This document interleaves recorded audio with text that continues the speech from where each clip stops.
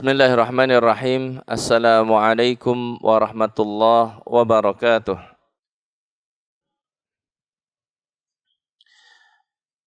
Alhamdulillahi rabbil alamin. Wabihi nasta'inu ala umurid dunya waddin. Wassalatu wassalamu ala asyrafil anbiya wal mursalin. Nabiina Muhammadin wa ala alihi wa sahbihi ajma'in.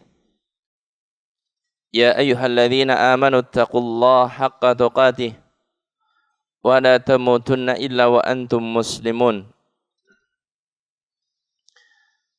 Kaum muslimin muslimah jamaah Majelis Taklim Masjid Baitul Muhtadin rahimani wa rahimakumullah. Alhamdulillah, puji syukur kehadirat Allah Subhanahu wa taala. Kesempatan pagi ini Allah Subhanahu wa taala mudahkan kita untuk melaksanakan salat subuh berjamaah. Kemudian kita lanjutkan dengan mengadakan majelis taklim yang tentunya kita berharap dari majelis ini kita mendapatkan tambahan ilmu yang bermanfaat yang nantinya menjadi bekal bagi setiap kita dalam ketaatan kepada Allah Subhanahu wa taala. Salawat dan salam semoga senantiasa terlimpah untuk panutan kita Nabi besar Muhammad sallallahu alaihi wasallam, keluarganya, para sahabatnya, dan juga umatnya yang setia hingga akhir zaman. InsyaAllah kita akan melanjutkan kajian kita dalam pembahasan Kitab Tauhid. Itu faidah-faidah yang bisa dipetik, yang bisa diambil dari dalil-dalil yang dikemukakan oleh penulis yaitu Syekh Muhammad At-Tamimi rahimahullahu ta'ala yang beliau sampaikan di dalam matan Kitab Tauhid. InsyaAllah pada kesempatan majelis kita kali ini kita akan membahas surat An-Nahl ayat yang ke-36. Qala Allah Ta'ala وَلَقَدْ بَعَثْنَا فِي كُلِّ أُمَّةٍ رَسُولًا أَنِ اعْبُدُوا اللَّهَ وَاجْتَنِبُوا الطَّاغُوتَ فَمِنْهُمْ مَنْ هَدَى اللَّهُ وَمِنْهُمْ مَنْ حَقَّتْ عَلَيْهِ الضَّلَالَةُ فَسِيرُوا فِي الْأَرْضِ فَانْظُرُوا كَيْفَ كَانَ عَاقِبَةُ الْمُكَذِّبِينَ. Allah Subhanahu wa taala berfirman, وَلَقَدْ بَعَثْنَا فِي كُلِّ أُمَّةٍ رَسُولًا, dan sungguh kami telah mengutus seorang rasul pada tiap-tiap umat. Di setiap umat Allah Subhanahu wa taala telah mengutus seorang rasul. Untuk apa? Untuk menyerukan ani'budullah wajtanibut taghut. Pokok dakwah yang disampaikan oleh utusan Allah Subhanahu wa taala adalah u'budullah, sembahlah Allah. Wajtanibut taghut, dan jauhilah taghut. Kullu ma ubida min dunillah. Taghut itu segala sesuatu yang disembah selain Allah Subhanahu wa taala. Taghut itu apa saja yang disembah selain Allah. Inilah inti dakwahnya para rasul, para utusan. Faminhum man hadallah, di antara umat yang diutus kepadanya rasul, ada di antara mereka yang diberikan hidayah oleh Allah Subhanahu wa taala. Wa minhum man haqqat alaihi dhalalah, dan ada sebagian yang lain adalah telah ditetapkan baginya kesesatan. Fasiru fil ardi, maka berjalanlah kalian di muka bumi. Fanzuru, dan lihatlah kaifa kana aqibatul mukadzibin. Lihatlah kesudahan orang-orang yang mendustakan rasul-rasul. Lihat bagaimana lihat bagaimana keadaan orang-orang yang mendustakan utusan-utusan Allah Subhanahu wa taala. Kaum muslimin dan muslimah rahimani wa rahimakumullah. Inilah ayat yang disampaikan oleh penulis rahimahullahu taala yang menjelaskan kepada kita tentang hikmah dari diutusnya para utusan, para rasul, para nabi, mereka semuanya adalah mengemban misi yang sama, menyampaikan sesuatu yang sama dari sisi apa? Pokok ajaran Islam. Peribadahan kepada Allah dan meninggalkan peribadahan kepada selain Allah Subhanahu wa taala. Kaum muslimin dan muslimah rahimani wa rahimakumullah. Ada beberapa faidah yang bisa dipetik, yang bisa diambil dari ayat-ayat ini. Yang pertama, bahwa Allah Subhanahu wa taala ketika menciptakan manusia, ketika menciptakan jin, Allah Subhanahu wa taala tidak meninggalkan begitu saja. Diabaikan, dibiarkan, diciptakan, dikasih rizki, kemudian ditinggalkan, tidak. Allah Subhanahu wa taala tidak menelantarkan manusia, bahkan Allah Subhanahu wa taala mengurus manusia dengan semaksimal mungkin. Dengan apa? Diutuslah seorang rasul kepada mereka. Dan ini berlaku bagi setiap umat. Dari yang pertama hingga yang terakhir di muka bumi ini. Sehingga kalau kita dapati, maka Masya Allah, jumlah utusan Allah kepada umat manusia itu sangat-sangat banyak. Dalam beberapa riwayat disebutkan jumlah nabi itu sampai 124.000 nabi. 124.000 nabi. Rasul di antara mereka ada 315 rasul. Jumlah yang fantastis. Jumlah yang sangat banyak. Dan hanya sedikit yang kita ketahui dari sekian banyak nabi dan rasul ini. Kalau disebutkan 25 nabi dan rasul. Karena Allah Subhanahu wa taala memang mengkisahkan sebagiannya dan Allah tidak mengkisahkan sebagian yang lain. Rusulan qad qasasnahum 'alaika min qabl wa rusulan lam naqsushum 'alaik. Ada rasul-rasul yang kami kisahkan kepadamu sebelumnya. Dan ada rasul-rasul yang tidak kami kisahkan kepadamu. Saudaraku sekalian rahimani wa rahimakumullah. Seandainya ada orang bertanya, apakah ada rasul yang diutus oleh Allah Subhanahu wa taala kepada masyarakat kita di Indonesia seperti itu? Maka kita katakan wallahu alam, kalau sebelum Nabi kita Muhammad sallallahu alaihi wasallam.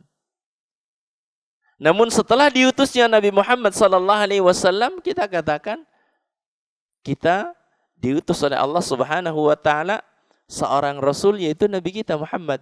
Karena beliau risalahnya, kerasulannya itu adalah untuk seluruh manusia.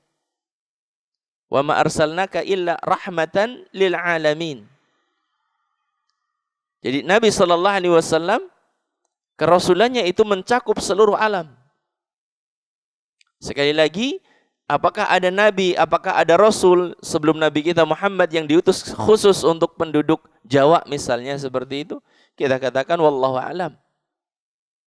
Namun sangat mungkin sekali dengan jumlah yang sangat banyak tadi. Sangat mungkin sekali ada nabi atau rasul yang diutus oleh Allah Subhanahu wa taala ke negeri kita.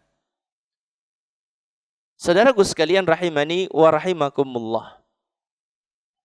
Jadi Allah Subhanahu wa taala menciptakan kita, memberikan rizki kepada kita, memberikan fasilitas di dunia ini dengan fasilitas yang luar biasa.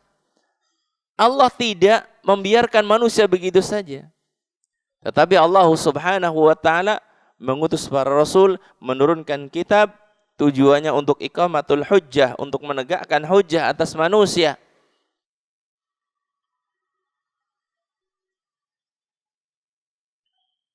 Siapa yang taat kepada Rasul tersebut, maka akan masuk surga.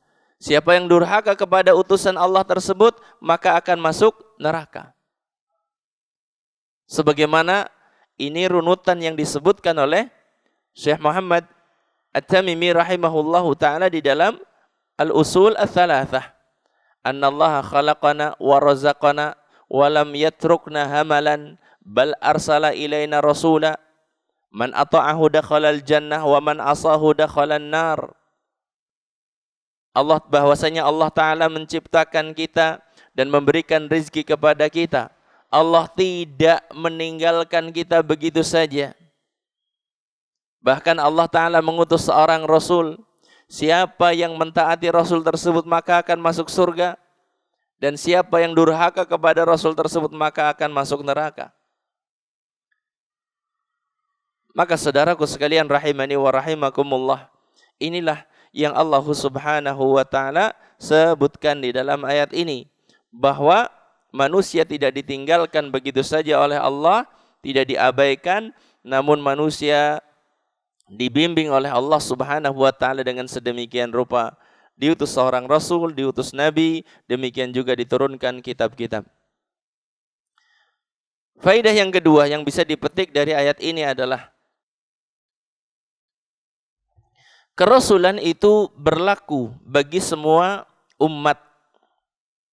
Kerasulan itu berlaku bagi semua umat. Bahkan berlaku juga bagi umat yang hidup di masa fatrah. Di masa fatrah.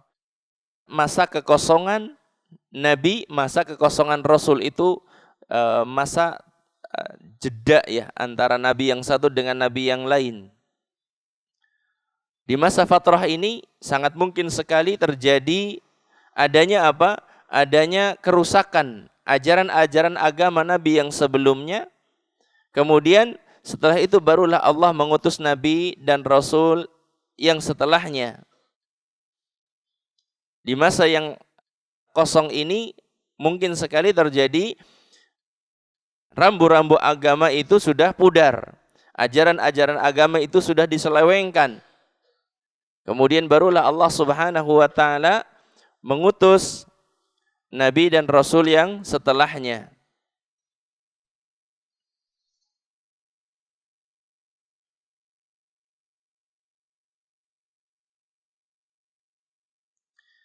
Kaum muslimin dan muslimah rahimani wa rahimakumullah.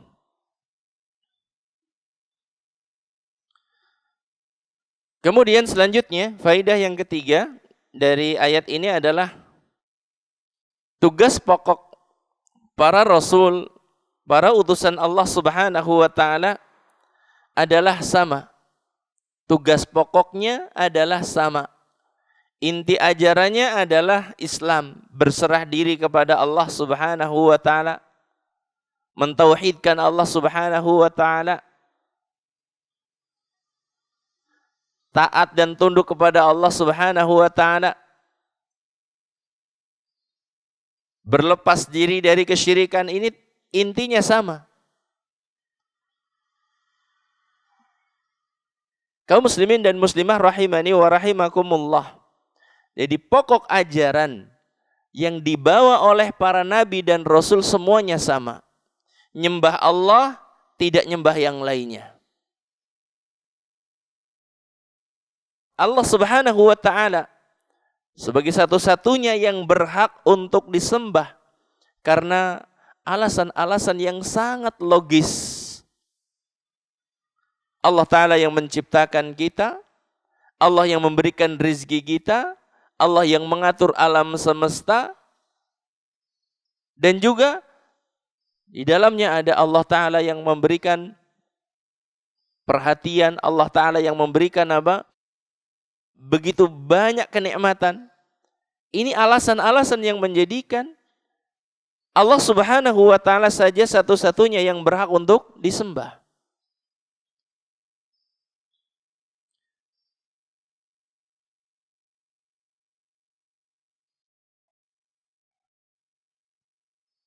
Mereka para rasul disebutkan sebagai saudara apa? Saudara seayah. Ajaran mereka adalah sama, namun syariat mereka adalah berbeda-beda. Pokok ajarannya itu adalah apa? Sama, yaitu mentauhidkan Allah, tidak berbuat syirik. Adapun syariatnya dalam praktek ibadahnya itu berbeda-beda, satu nabi dengan yang lainnya, seorang rasul dengan rasul yang lainnya.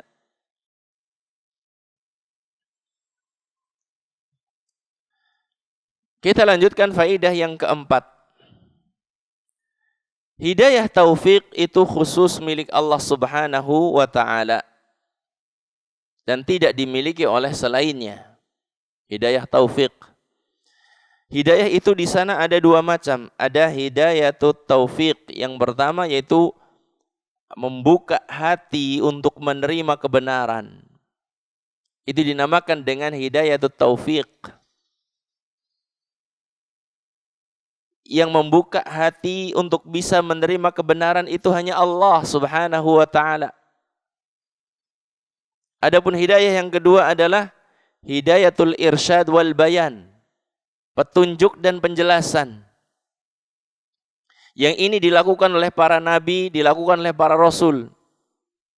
Menjelaskan kebenaran, memaparkan kebenaran kepada apa? Kepada umat manusia. Dan setelah para nabi dan para rasul itu ada pengikut-pengikut mereka, para dai, para duat, penyeru kepada kebaikan. Mereka hanya bertugas untuk memaparkan, tapi tidak sampai istilahnya membuka hati. Sebagaimana kita ketahui bagaimana Nabi SAW beliau memaksimalkan dakwah. Meskipun terkadang berhadapan dengan kenyataan hati orang tersebut, hati yang didakwai tersebut tidak terbuka untuk menerima kebenaran. Sebagaimana Nabi SAW mengusahakan untuk menyampaikan Islam kepada pamannya. Bahkan beliau lakukan sampai detik-detik menjelang kematian. Ya am, qul la ilaha illallah. Kalimatan uhaju laka biha indallah. Wahai pamanku, ucapkan la ilaha illallah. Kalimat yang kalau panjenengan mengucapkan, aku akan bela panjenengan di hadapan Allah Subhanahu wa ta'ala. Beliau memaksimalkan itu. Hidayatul irsyad, hidayatul bayan dimaksimalkan oleh Nabi. Menjelaskan, mengarahkan, membimbing. Namun terkait dengan terbukanya hati, itu di tangan Allah Subhanahu wa ta'ala semata. Itu hak prerogatifnya Allah Subhanahu wa ta'ala. Ada orang yang dekat banget dengan Nabi tidak mendapatkan hidayah. Ada orang yang benar-benar memusuhi Nabi kemudian mendapatkan hidayah. Maka saudaraku sekalian rahimani wa rahimakumullah, ketika seorang mendapati dirinya telah mengetahui al-haq, terbuka hatinya untuk mengikuti Al-Quran, terbuka hatinya untuk mengikuti hadis Nabi SAW, maka segeralah bersyukur kepada Allah Subhanahu wa ta'ala. Karena sesungguhnya inilah nikmat yang paling besar yang Allah Subhanahu wa ta'ala karuniakan kepada seorang hamba. Ini nikmat yang paling besar. Tidak ada nikmat yang lebih besar daripada nikmatul hidayah. Nikmat mendapatkan hidayah dari Allah Subhanahu wa ta'ala. Tidak ada yang lebih besar dari itu. Kaum muslimin dan muslimah yang dimuliakan oleh Allah. Kita lanjutkan. Faidah yang kelima. Yang bisa dipetik dari ayat ini adalah sesuatu yang diperintahkan oleh Allah Subhanahu wa ta'ala belum tentu Allah ta'ala menghendaki untuk terjadi. Apa yang Allah Subhanahu wa ta'ala perintahkan di dalam syariatnya, itu belum tentu Allah ta'ala menghendaki untuk terjadi. Maksudnya bagaimana? Allah Subhanahu wa ta'ala memerintahkan para nabi dan para rasul untuk menyeru manusia untuk beribadah hanya kepada Allah saja. Apakah semua manusia kemudian beribadah kepada Allah? Kan tidak. Allah memerintahkan sesuatu, itu belum tentu Allah kemudian menghendaki hal tersebut terwujud terjadi. Bukan karena Allah tidak mampu, Allah mampu untuk merealisasikan itu. Tetapi karena hikmah tertentu, Allah Subhanahu wa ta'ala menghendaki tidak terjadinya itu. Jadi peribadahan kepada Allah itu kan diperintahkan. Ketaatan kepada Allah itu diperintahkan. Keimanan itu diperintahkan. Amal saleh itu diperintahkan. Apakah amal saleh itu semuanya terjadi? Kan tidak. Inilah yang dinamakan dengan iradah syar'iyah. Kehendak Allah Subhanahu wa ta'ala yang berupa apa? Syariatnya. Apa-apa yang Allah Subhanahu wa ta'ala cintai, apa-apa yang Allah ta'ala syariatkan.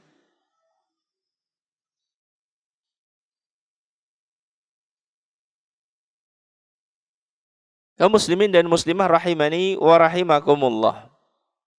Faidah yang selanjutnya, yang keenam, yang bisa dipetik dari ayat ini adalah dianjurkan untuk melakukan perjalanan melihat sisa-sisa peninggalan kaum-kaum yang membangkang kepada para nabi dan para rasul, yang tujuannya adalah untuk mengambil pelajaran, untuk merenungkan dan memikirkan. Kaum yang begitu hebat, kaum yang begitu luar biasa, ketika mereka melakukan pembangkangan kepada Rasul, kesudahannya adalah kebinasaan. Lalu bagaimana dengan kita? Kita itu kalau boleh dikatakan kaum yang kerdil, kaum yang sangat kecil. Karena manusia di zaman dahulu, di masa lampau itu sangat besar. Kisaran 27 meter, 30 meter. Ukurannya segitu. Lalu sekarang, kalau ada orang 2 meter saja itu, sudah dikatakan sebagai raksasa. Sudah dikatakan sebagai raksasa di zaman kita sekarang ini.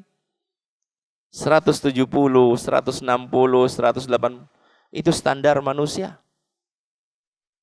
Di zaman kita sekarang ini. Orang-orang terdahulu kekuatannya luar biasa.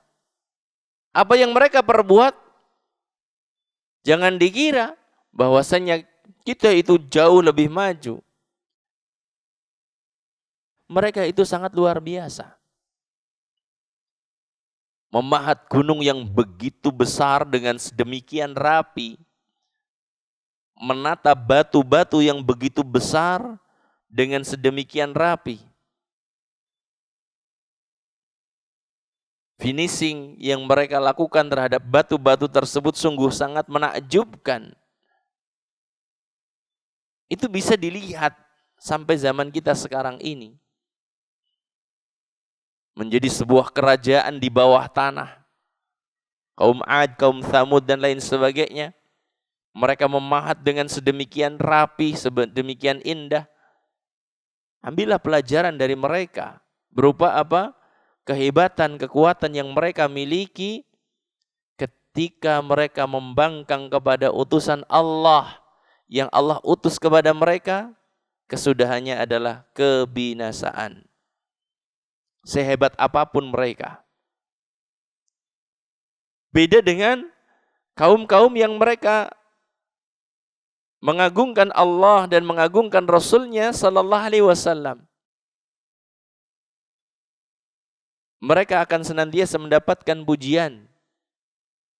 Mereka senantiasa mendapatkan apa? Pujian dari Allah Subhanahu wa taala. Ma'asyiral kiram, Bapak Ibu sekalian rahimani wa rahimakumullah. namun tidak dianjurkan untuk tinggal di negeri-negeri yang telah terkutuk tersebut. Cuma hanya sekedar i'tibar, datang ke sana mengambil pelajaran. Datang ke sana untuk apa? Melihat tentang peninggalan-peninggalan kaum yang begitu hebat, kemudian dimusnahkan oleh Allah Subhanahu wa taala. Bukan untuk menjadikan tempat mereka sebagai tempat tinggal. Nabi SAW menganjurkan untuk apa? Untuk menjauh dari menjadikan tempat itu sebagai tempat tinggal. Ini adalah 6 faedah yang bisa dipetik dari ayat ke-36 dari surat An-Nahl. Dan hubungan ayat ini dengan tauhid adalah bahwa ayat ini menunjukkan ibadah kepada Allah Subhanahu wa taala akan terrealisasi jika disertai dengan ingkar kepada taghut. Harus jadi satu kesatuan. U'budullah itu akan maksimal ketika seorang itu kufur kepada taghut, kufur kepada sembahan-sembahan selain Allah Subhanahu wa taala. Dan inilah makna daripada kalimat la ilaha illallah. Kita tiadakan Tuhan-Tuhan yang ada, kemudian kita tetapkan bahwasanya peribadahan itu hanya untuk Allah Subhanahu wa taala semata. Inilah kesempurnaan daripada ibadah kepada Allah. Orang dikatakan beribadah kepada Allah dengan maksimal ketika dia kufur kepada sembahan-sembahan selain Allah Subhanahu wa taala. Kullu ma ubida min dunillah, segala sesuatu yang disembah selain Allah itu dikatakan dengan taghut. Apa saja yang disembah selain Allah itu dikatakan sebagai taghut. Dan taghut itu ada bermacam-macam. Yang pertama adalah iblis yang telah mendapatkan kutukan dari Allah Subhanahu wa taala. Kemudian di antara yang disebutkan sebagai taghut itu adalah orang-orang yang mengubah hukum-hukum Allah Subhanahu wa taala. Orang-orang yang mengubah hukum Allah Subhanahu wa taala.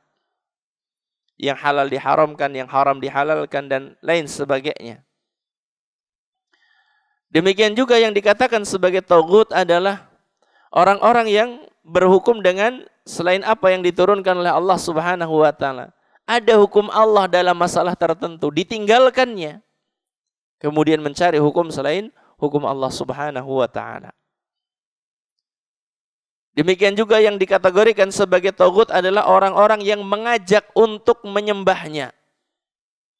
Mengajak orang lain untuk menyembah dirinya.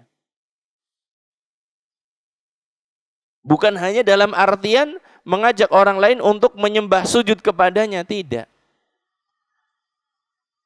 Seperti apa misalnya? Contohnya adalah orang yang mengajak untuk mentaati dirinya melebihi taat kepada Allah.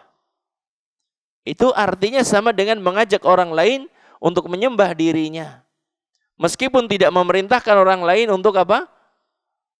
Untuk sujud ataupun rukuk kepadanya.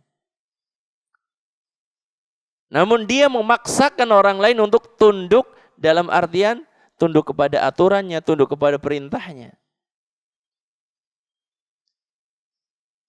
Yang kelima, yang dikategorikan sebagai taghut adalah orang-orang yang disembah dan dia itu ridha terhadap apa yang dilakukan oleh orang lain terhadapnya.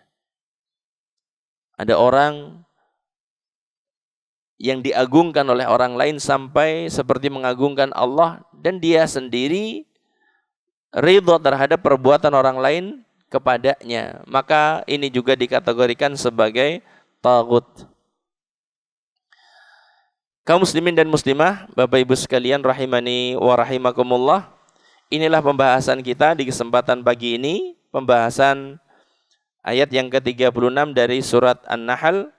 Semoga kita bisa mengambil faedah pelajaran dari ayat yang mulia ini terkait dengan tauhid terkait dengan pokok daripada ajaran agama kita.